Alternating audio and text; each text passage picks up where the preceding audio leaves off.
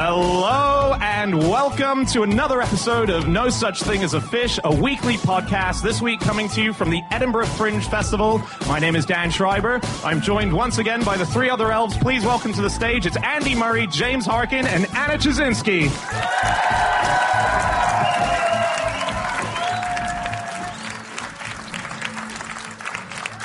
And once again, we have gathered round with our four favorite facts from the last 7 days, and in no particular order, here we go. Starting with my fact this week. My fact this week is that the current French Scrabble champion doesn't speak a word of French.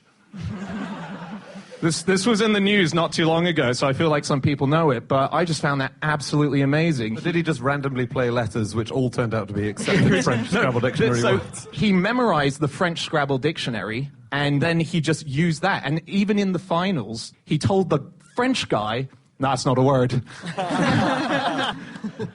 Yeah, it's an amazing character. Yeah, his name's Nigel Richards. He's from New Zealand. Wow. I read an article about him on shortlist.com entitled Why Nigel Richards is Better Than Lionel Messi. Well, they do call him the Tiger Woods of Scrabble, don't they? Because we should stress he is not known to be an adulterer. I've read a thing, a guy who's written a book about Scrabble, he's a sort of Scrabble expert, he's called Stefan Fatsis, and he said, right now Richards is, I'm quoting here, like Tiger Woods at his peak, and then Tiger saying, I think I'll also take up tennis, and then winning Wimbledon the next year. Wow. Yeah. Do you think in golf people call Tiger Woods the Nigel Richards of golf? Yes. Is that what happens?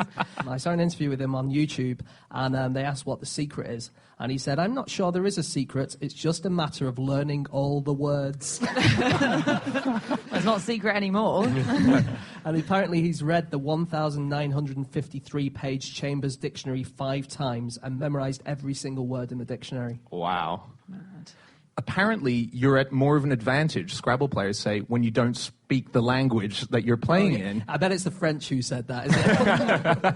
No, it's apparently it's more about memorizing the coding of it, the mathematics of it. You look at it like you look at a big... I mean, certainly what you do need to do is know all the two-letter words because they're the most useful ones, and most of them aren't really real words. They're just like two letters put togetger. No. Like Really? the most common two-letter word. I think it's the most common two-letter word. Yeah. played It's the in most Scrabble. commonly used word in all of Scrabble. Is chi, which is spelled Q-I. Do you want to hear a move that Richards made in 1998? Yeah. You do. Right. It's 1998. I've set the scene. So he was pretty new at the time to competitive Scrabble, and he had C-D-H-L-R-N and then a blank tile. Children. There was an E on the board, and he could have played that and used up all 7 letters and got a 50-point bonus. Yeah, that's like not- an idiot. Oh. Yeah. Instead, he found 2 O's and an E, which were all in a line on the board, not connected to each other, and played all of his letters to make the 10-letter chlorodyne.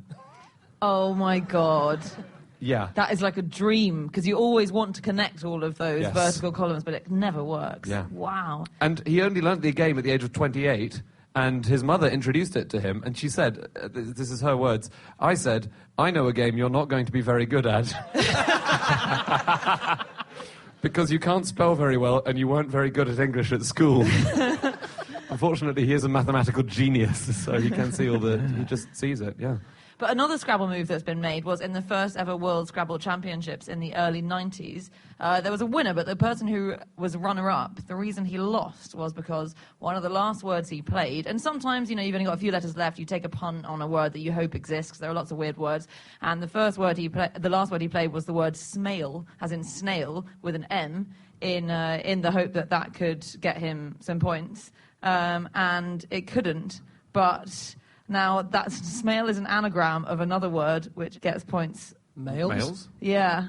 So he could have played no. males, and he lost the Scrabble championship because he played smail instead. What a dick. What an idiot. That's awful. He's very much the today's Tiger Woods of Scrabble. Do you guys know about the inventor of Scrabble? He was called Butts. Yes, Alfred Butts, which is just a lovely surname. Alfred Mosher Butts was his middle name, not his nickname. Right. Yeah, and he only revealed a few days before he died. He lived till quite old. He was 93, I think. He said that he was a bad speller, and everyone was like, "That's hilarious." And then he died. It was less hilarious. But he on his tombstone it said RPI.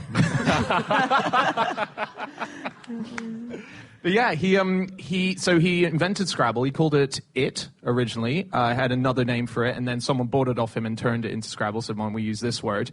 And so he had that whole thing of the difficult second album, and he actually released a game, and it was called. Sorry, I've lost it now. I know what it was called. Yeah, what's it called? Alfred's Other Game. That's it. His follow-up to Scrabble was called Alfred's Other Game. No one knew who Alfred was. It's incredibly hard to know anything about it because no one's ever bought it, as far as I can tell, except 4 reviewers who reviewed it online, all of whom say it's like solitaire, but it involves 2 players, but the 2 players don't interact with each other at all. So I think it's basically 2 solitaire sets, and you're just supposed to sit next to someone while you do them. Right. Yeah, he wasted a lot of his talent on the first one, I think. So he decided the points for Scrabble based on, he studied the front page of the New York Times over a series of months, didn't he? And then logged the frequency of certain letters in the New York Times that appeared and decided the point scores based on that. So a lot of people now think we should change it. I wonder if he counted the letters in New York Times, which appeared every single day. That is such a good point. Yeah. And that's why Y isn't worth as much as it should be. Yeah. Yeah. That's probably why I'm so bad at Scrabble. Yeah, and actually, like, if you're playing it in another language, it's not just the words, it's also the letters are worth different amounts, so that must be pretty hard. Yeah. In Polish, a Z is worth 1 point. Yeah. Although a Z with an accent on it is worth 10 points. Really? Yeah, that's weird. In Ukrainian, an apostrophe is worth 10 points. But in Armenian, the board is 17 by 17 instead of 15 by 15 because they have longer words. And they also have loads of letters that I've never heard of. So for 1 point, the letters Yek and Ken. For 2 points, the letter Men. For 3 points, the letter Ben. And for 4 points, the letter Rar. I assume that's how you pronounce it. It's R-R-A. Well, did you see that grrr has been added to the official Scrabble dictionary in the last update, which was made in 2011? The words grrr, thang, and blingy have been added to the Scrabble dictionary. You can now play those. There's this huge war between the Americans and everyone else because... Classic war there. Lovely. So, we'll, as you guys know, use the OSPD, the official Scrabble Players Dictionary, when we're playing Scrabble, and we've actually combined that with the OSW, the official Scrabble word list. But the US refuses to do that and keeps on using its own dictionary, the tournament word list, which is a completely different list of words. I mean, there's probably some overlap. But... I mean, as long as both have thang, I'm happy. But yeah, people get very angry about this. Well, they don't like swear words in the American one. Oh, no, that's they a big banned thing. those. Yeah, they've banned all swear words. And ESPN decided to put the Scrabble championships onto their channel. But they had a thing where they said, these are the lists. I think it was about 170 words that they said, you can't say this on television. You can do this in normal Scrabble competition, but you can't do this on television. But so what they did was the first 30 rounds of the competition, they could use all the rude words that were banned. And then when it got to the televised bit, they couldn't do it anymore. That's pretty bad that they were allowed it for half of the tournament and then not afterwards. Yeah. Because what about someone like me who only ever plays rude words in Scrabble? Yeah. I'm going to be nailing it halfway through and then I'm going to be absolutely useless. As on TV as well. I will be using a lot of those words but not on the board. I'm going to have to move us on in a few minutes. So if anyone's got anything else. There's a very cool thing about Scrabble in Senegal, where it's an official sport, and they take it so seriously. And Senegal hosted the French Scrabble World Championship in 2008, so this was before Richards won. But the Senegalese government composed an official song to mark the occasion, and I read this in an article about it, that in Senegal you can buy a set of Scrabble on most street corners. Which I can't quite believe, but I want to believe, and I'm never going to go to Senegal in case it turns out not to be true. Comes free with your bag of crack. Just some Scrabble tiles. I was on some online chat forums, just separate to work, and it was one of those, I was just taking a break, and it was, it was like a Yahoo Answers thing or something, and it was a parent who said, this is literally what it read, my 7-year-old just swallowed a Scrabble tile. No, wait. It's a bananagrams tile, he tells me. Anyone have any experience with this? I mean, it is exactly the same, a bananagrams tile to a Scrabble tile. I guess she meant to specify I would not... probably just make another tile out of cardboard and use that.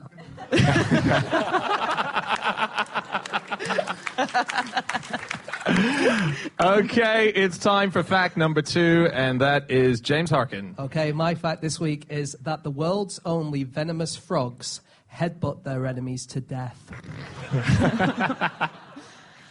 They're very little-known species from Millwall. Andy, you Googled violent football team, didn't you? You've got no idea what you just said. And I'll never go in case it turns out to be true. I think that's very safe. You get a lot of frogs which are poisonous, which means if you eat them, you would be sick. But these are venomous, so they stick the poison into the body of their prey. And they are called Aparasphenodon brunoi and Coryphomantis greeningi, and they have really flexible necks and really pointy skulls, and they have poison on their skulls. Actually, a single gram of venom from the first one of those frogs would be enough to kill 80 people. Wow. 80? Yeah, so they're proper hardcore, and they're only little guys as well. Wow. Wow. Yeah. Have you heard of the hairy frog? No. So the hairy frog does this thing that when it's getting into a fight, it will break its toe bones, just snap them, which is always intimidating to see someone doing that when you're in a fight with them. When they start breaking themselves before they go for you, so they'll just snap their toes off, and then they push their toe bones through their skin like Wolverine, and they just come out, and they go, "Do you want some?" And then... That's the most aggressive fighting I've ever heard of. Andy, I don't know if you know, this is exactly what they do in Millwall. Also, sea cucumbers, just while we're on the kind of fighting defense thing, they shoot their internal organs out through their asshole. So, sorry, Andy hates when I say words like that. I don't know. That's why you two never play Scrabble together. Imagine that, shooting bits of your body out through your ass. That's quite crazy. They can regrow them afterwards. They can regrow them, and the idea is that the predators will eat the stuff that's come out, and they won't eat the cucumber themselves. But actually, they also have fish that live inside their anuses called slender pearlfish. So that must be pretty bad for those fish who are just sitting in a nice little home, and suddenly everything gets ejected out. A nice little home. Oh, we've got it great, haven't we? Look at our anus. We've got a nice 2 up, 2 down anus. We're really hoping to move to a bigger anus in the country. So there's zoologists were in Ecuador recently, and they spotted this frog that was obviously a new species because it was covered in spikes that they'd never seen before. So they were like, "This is really exciting," and they spotted it. It ran away. So they spent years and years in Ecuador looking for this frog again, and they've eventually found it. I think this year or last year, and they got it. and They put it in a jar overnight. They're like, "We'll deal with that tomorrow, classify it or whatever." Came downstairs in the morning, and all of its spikes had gone. And so the female zoologist, said, "I thought I must have just picked up the wrong frog." And so I was very disappointed, but I just, she said, "I laid down some moss so it would be comfortable in there, and then I decided to take it back out into the wild the next day, and then the next day the spikes were back, and it became apparent that this is a shape-shifting frog, the first known shape-shifting amphibian." Wow, do we know if they can turn into princes? That was... 'Cause I read that in a scientific manual. Yeah. There was, when Disney released The Princess and the Frog, more than 50 children were hospitalized with salmonella from trying to kiss frogs. Wow. Yeah. Just play bananagrams with them like normal. Much better. In 2008, some scientists found a frog with no lungs. So this is really, really cool. It's called Barbarula kalimantanensis. Don't write in. And it hadn't been dissected before because they only had 2 specimens of it, and they didn't want to destroy the only 2 specimens they had. So nobody suspected that it wouldn't have lungs. And then they found another one, and they thought, well, let's dissect it. And Sucks to be the third frog, doesn't it? the early bird catches the worm, the second mouse gets the cheese, and the third frog is dissected. But it gets all its oxygen through its skin. It's so cool. And the really, really cool thing is that it actively threw away its own lungs. As in, it used to have lungs, and then it thought, "I don't need these." And because it saves space on lungs in its body, it's a bit slimmer and flatter, so it has a bigger surface area, so it can absorb more oxygen proportional to its size. Well, that's like there's the scrotum frog, which does quite a similar thing. Yeah, the scrotum frog is called that because it just has incredibly floppy skin. So it's got these really tiny lungs that can't really take much, but it's got way too much skin, and so it's loads of surface area, and so it looks like a scrotum because obviously far too much skin is kind of gross. Right. Yeah, but it does help it respire. Can I do some stuff on headbutting? Yes, yeah. A Welsh police force has trained its dogs to disable their targets by leaping at them and delivering a flying headbutt rather than biting them.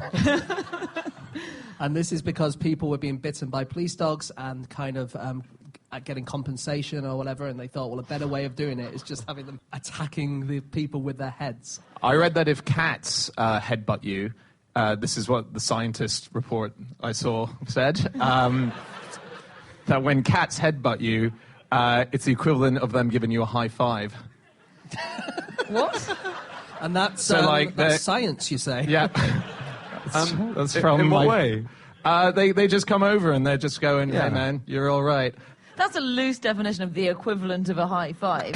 I mean, so they rub against you to express affection. Take it up with science, Anna. Well, high fives can signify so much. Joy, sorrow, affection. Sorrowful high five? Yeah. That's the last time I take you to a funeral. Just one more thing about headbutts. Bedfordshire Council, apparently, according to this newspaper article I read, they banned local artists from displaying paintings behind glass. And there were a few different reasons they gave, but one of them was that someone might headbutt a picture and cut themselves. Who's going around art galleries headbutting pictures? The Millwall fans' day out to the National Gallery. Oh, my God. I'm sorry I even mentioned Millwall. Actually, have you read that the headbutting world record has recently been reset and beaten, and by quite some way? Wait, what? To do what? Oh, so this is what you have to do. You have to crack walnuts with your head. And so the record previously was 44 walnuts, so you lay walnuts out on a table, and you just bash, bash, bash. 44 walnuts held by an American, and then this Pakistani guy called Mohammed Rashid has reset the record, and he cracked 155 walnuts within the space of a minute. A minute? 1 minute, yeah. He's the Tiger Woods of competitive headbutting. I'd just like to say that Mr. Rashid is not an adulterer, as far as we know. That's, what, 2.5 a second? Is that right? Can that be right? Yeah. But is he smashing a big bunch of them, or are they all in a line? No, they're in a line. You've got to do one at a time. Wow. Yeah. I couldn't do that with a hammer. No, I know. That's why you're not even anywhere near the competition. That's why I failed to place. A, turned up with a hammer. B, did not break record. We're going to have to move on in a minute. Any last, before we go? Do you remember reading in 2005 about the exploding frog freakout in Hamburg? Which Sounds was amazing. It's so weird. So this started happening in Hamburg. Thousands of frogs started exploding and, spattering their entrails all over the streets, and their entrails would spatter up to like a meter wide, and people didn't know why they were doing this, and there were these weird theories flying around about what was going on. So some people thought frogs were just starting to commit mass suicide for no apparent reason. Someone else thought they'd caught a virus from racehorses. Go on, James. Just wondering where the horse racing theory came from. Yeah, the horse exploding scandal in Hamburg the week before was... I can't believe I didn't mention that. So what actually happened? So what happened was, it turned out it was crows. So crows had figured out that you can't eat the whole toad because its skin is poisonous, and so, you die. But you can pierce the skin, and the only good bit of a frog, any, food connoisseur knows, is the liver anyway. You suck the liver out, and then what happens is the liver of these toads is what's keeping all their other organs in. And so they end up they puff up in defense, and all their organs start exploding out of their body. Wow. Yeah. But the crows have a nice bit of foie gras and aren't poisoned, so it depends whose side you're on. Okay, we're going to move on to our next fact. Time for fact number 3, and that is Jasinski. My fact is that when the film All Quiet on the Western Front was released in Germany, Goebbels went to see it at the cinema, and within 10 minutes he'd released stink bombs, itching powder, and white mice in order to scare everyone out of the cinema. So this was Fun Guy Goebbels, everyone's favourite clown. And So he did it 10 minutes in. he started doing it at the start, but he wrote in his diary. He kept 10,000 pages of diary entries, which, oh my God. And one of his pages related how he started doing it, and within 10 minutes, the whole cinema was in chaos. People were running away, itching themselves, fainting with the smell. They really didn't like that movie, did they? Because it was the fact that the German soldiers died in a not brave way, and the French soldiers did die in a more brave way. And so it got banned. But then, ironically, in Poland, it also got banned because it was pro-German. Yeah. So Germany banned it for being anti-German, and Poland banned it for being pro-German. What's pretty crazy as well is I was reading the IMDb page for it today, and in the little trivia bit, they were saying that a lot of the extras in the movie were actual German soldiers from World War I who had moved over to America, who they said, we're doing this thing and we just want to know about how you would march and so on, and the uniforms, can we have a better look? And they all said, I'd love to be in the film. And so a lot of the German soldiers in it are actual German soldiers from World War I. Pretty crazy. Really? Yeah. Pretty bold casting. So the intervention, that was kind of, I think he had a lot of He had brown some- shirts or the SA was with the him brown to, shirts, sort of, yeah. to disrupt the... to freak people out. Yeah. And then I think it was banned shortly afterwards in Germany. It was banned, It was yes. before the Nazis came to power. I think it was 19... Yeah, it was. It was 1930, Okay, and so... 1930. But, they were already a thing. Yeah. So, he brought the brown shirts in, and it was banned, and the writer of the original book, who was called... Remarque, had to leave the country, and then he was invited... So he was told he had to leave because he'd written this unpatriotic book and turned it into an unpatriotic film. And then Goebbels obviously rethought that and wrote to him a few months later and said, actually, no, honestly, come back, do come back. But at this point, people were starting to get the hang of the whole Nazis not being good guys idea. And so Remarque wrote back and said, 65 million people want to get out of the country, and I'm supposed to come back of my own free will, not on your life. And he never returned, which is probably a good move. He was nominated for a Nobel Peace Prize for that. Who was? Remarque. Oh, wow, for cool. the film.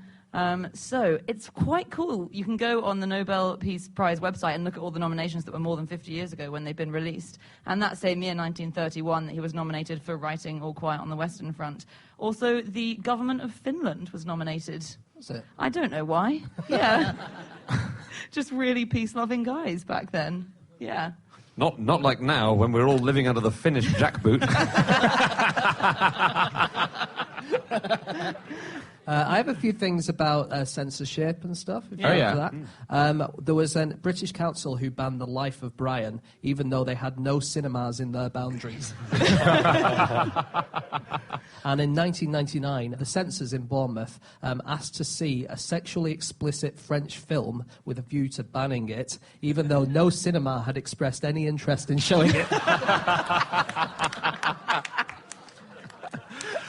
Wasn't the first ever thing not banned but censored in the film industry in this country was it was the cheese board who it's not an actual cheese board, it's like a group of people who talk about cheese a lot, and there was a movie that came out where they showed, I think it was a close-up on cheese and all the bacteria and stuff, so they asked for it to be censored, and it was censored. It was the first ask and get of censorship on in cinemas. Yeah. What a movie, though. It sounds great, hey. Can you imagine ordering the cheese board at a restaurant and you get 12 blokes who just love cheese delivered to your table? I wish I had had the pudding. On Monty Python's Life of Brian. Oh, yeah. Because it was banned in lots of sort of different local boroughs in the UK, as James says. And in Thanet, in Kent, the ban was overturned, and there were local adverts placed in the newspaper saying, "Have you seen Monty Python's Life of Brian?" Thanet District Council have, because they'd had to see it in order to overturn the ban. I think every film should be advertised. I was looking at pranking, and in the 19th century, electricity-based pranks were really fashionable because they just discovered how to sort of wield electricity. There were things on sale like electric hammocks. You could buy, you lie in a hammock and electrocute someone. That's quite fun. Electric carpets. So someone's walking over your carpet, and then it's the same idea. Yeah. I read one that was called it was called the wireless trick telephone. Did you hear about this one? No. Okay, the wireless trick telephone. This is the description for it. When the candidate attempts to answer this phone, a .32 caliber blank cartridge will explode with a loud report, and at the same time, white powder will be blown with a strong blast from the transmitter into his face. That's a full-on prank. And then check this one out. The pledge altar, right? This, if you bought it, is an altar. It's the size of, like... We've all got altars in our home. Exactly. So, a very practical prank that you would almost do daily. So is it for vicars making pranks on each It must other? be, right? Who's using the pledge altar? Okay, well, let's picture it as that it is in the church. This is what happens. This is the description. The candidate kneels before the altar in a darkened room when, lo, up before him jumps a skeleton with large, illuminated, glaring eyes. A blank cartridge is exploded. A stream of water hits him in the face. An electric shock is shot through his knees. April Fool's Day, pretty wild in the 1800s. That's amazing. The original thing was about itching powder, wasn't it? A little bit. Yeah. And in World War II, the British put itching powder into German uniforms to try and, I think this is in the early days when we weren't sure we wanted to go all out. We weren't sure we wanted to pull the full pledge altar trick on the Germans. They called it Itchkrieg, I believe, in the business. No, they did call it that. No wasn't way! my joke. That's amazing. But how did we get access to German uniforms to put itching powder in them? They infiltrated laundries. So they had members of the resistance in Germany who would go into laundries and then, it's obvious from there. But another thing that happened, so in Norway, the Norwegian resistance, when Norway was taken by the Nazis, the resistance coated condoms in itching powder and sold them to the Nazis. Wow. Which I think caused problems. Yeah. Be very stimulating for a second. You're so positive about everything, Dan. The 7-year itch, it's a saying for after 7 years in a relationship it all goes sour or whatever.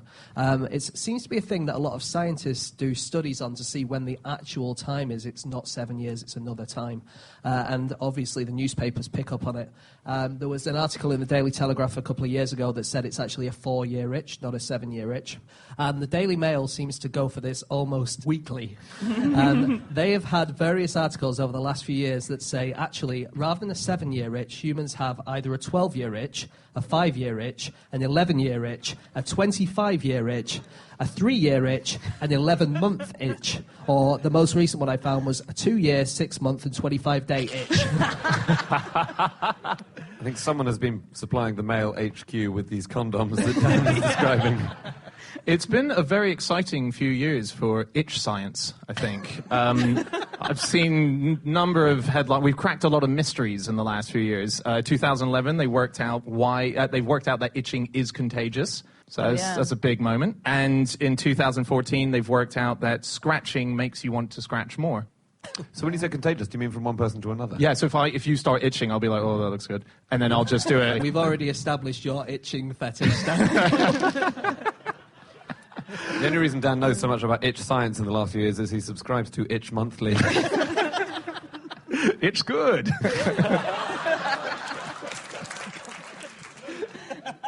In cinemas, I don't know if anyone here knows about them, but I'd certainly never heard this. Cinemas used to have crying rooms. Do you know about that? What? Yeah, I know. So immediately I thought it was for any sort of like Millwall fans going, I'm not gonna cry here, and then suddenly the Notebook is really getting to them, and they're just like, I'm going to be gone for a minute, and they go into this room.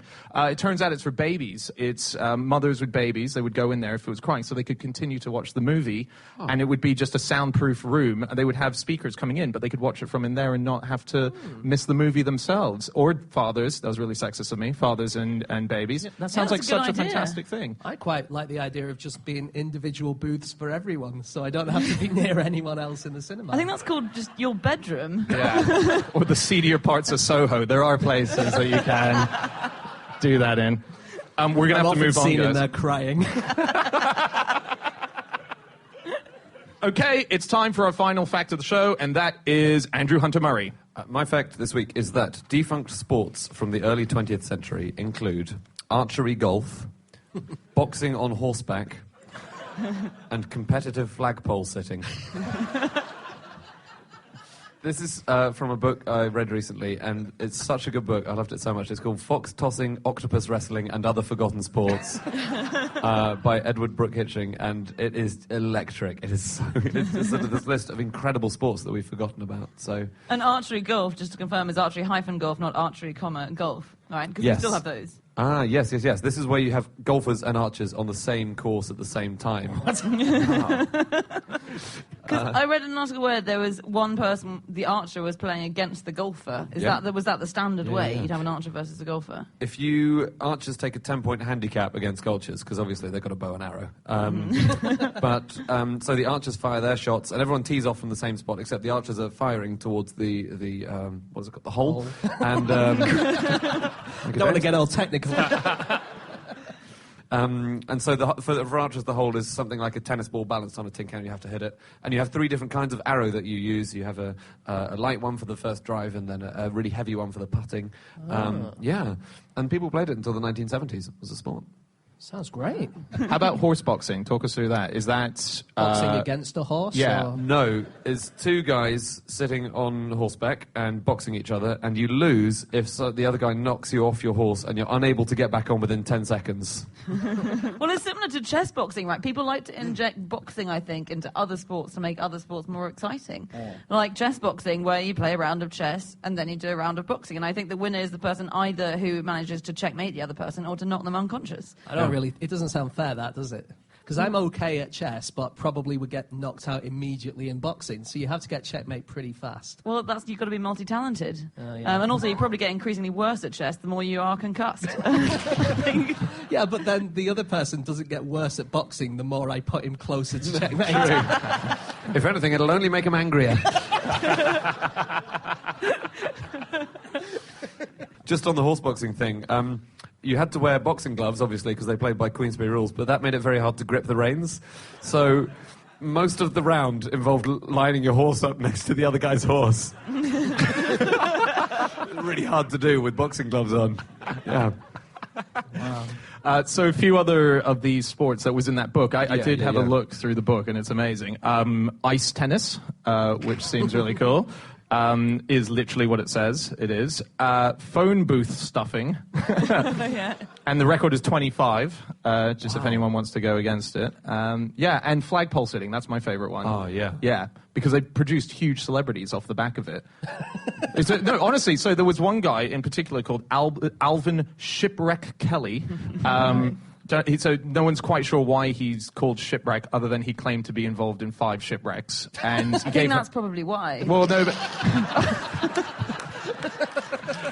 He claimed he'd been on the Titanic. Yeah. But people aren't sure about that because the passenger records seem to not indicate him. Yes. Yeah. His. I don't think you'd let someone called Shipwreck on the Titanic. He probably gave them a false name. John Iceberg Smith, welcome on board. You're all good, mate. Nice to see you.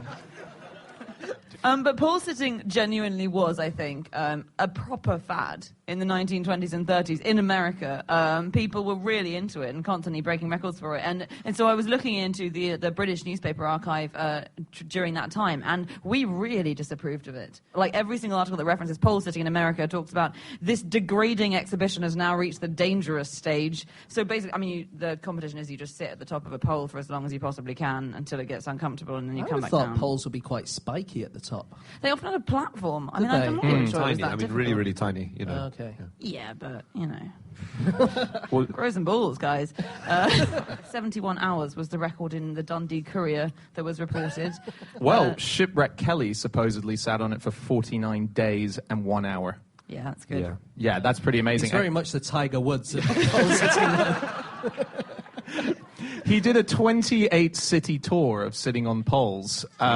And he did a tour, and he charged people with roof access so that they could see him at the top of his pole. So you bought tickets to the roof of buildings, and you could watch him doing it. And he did it all through his life. It's a bit David Blaney, isn't it? Yeah, exactly. Yeah. And he, for sleeping, obviously, because you would have to sleep a bit, he would cut holes into the side of the flagpole and put his fingers in there. And then if he slept and he started to sag right down, it would hurt his fingers, and he'd sort of, stay up there like that. Yeah. Keep him up there. It's an odd career choice, isn't it? It He, is, yeah. He died, broke many years after the glory days. Exactly. His career went downhill. He got hit by a car, and he died from being hit by this car, and they found on him a scrapbook of his life, and it was the title was The Luckiest Fool on Earth. Yeah. Ooh, ironic. Yeah. I want to know, the name of this book was Octopus something and Fox tossing. What's fox tossing? You have an arena, right? And you get men and women lined up opposite each other, and you're all holding long, long strips of cloth, loose and slack on the ground. You release a load of foxes into the arena. When they run over the bit that you're holding, you and your partner pull it taut, and the fox flies into the air. And that was a genuine sport that the aristocracy played in the 17th century in Europe.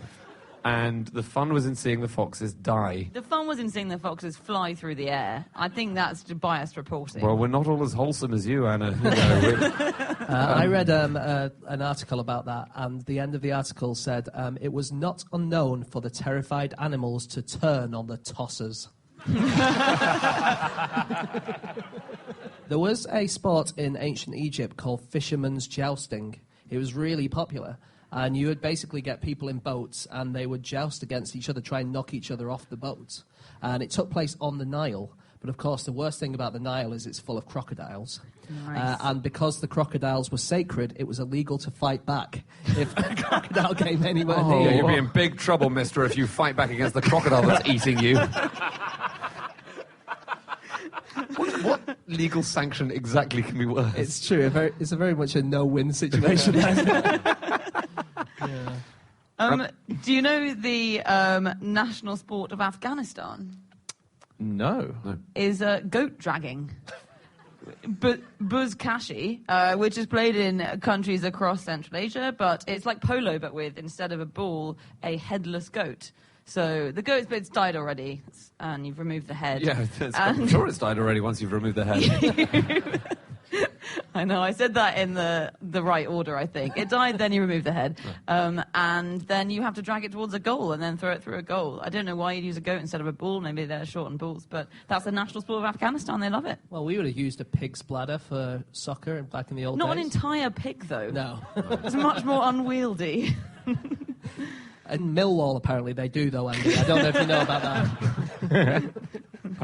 Can I tell you a bit more about flagpoles? Yeah. While on the flagpole sitting thing. So I think the all-time champion of flagpole sitting was a saint called Simeon Stylites, who lived up a pole for 36 years. And he started with a flagpole 6 feet off the ground. Oh, sorry, not a flagpole, but just a little platform on a pole. And then he went to a higher one until eventually he was 60 feet up in the air. Wow. And he lived up there. And I read a book about early Christianity about this guy, and as it says, what was he doing?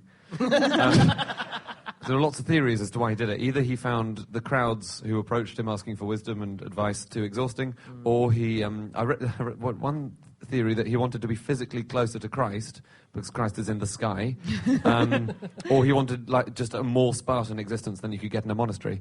And his Wikipedia page says, it has been stated that, as he seemed to be unable to avoid escaping the world horizontally, he may have thought to attempt to try to escape it vertically.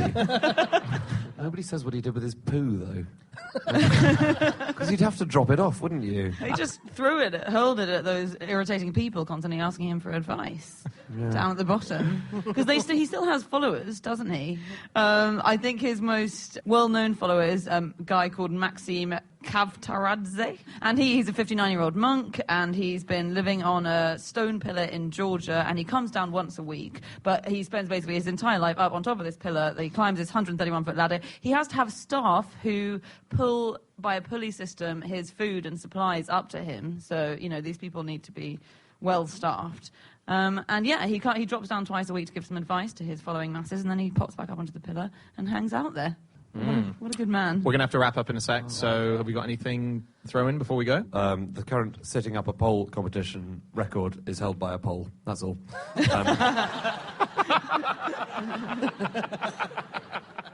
His name is Daniel Baraniuk, and he is from Poland. So. 196 days for fans who are in. Okay, we are going to have to wrap up.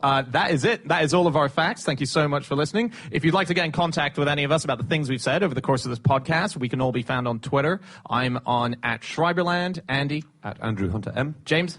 @Eggshaped. Chazinski? You can email podcast@qi.com. Yep. Or you can go to nosuchthingasafish.com. That's where we have all of our previous episodes, so you can go listen to them there. We're going to be back again next week. Thank you so much for being here, guys. Really appreciate it. Thanks for listening at home. We'll see you again next week. Goodbye.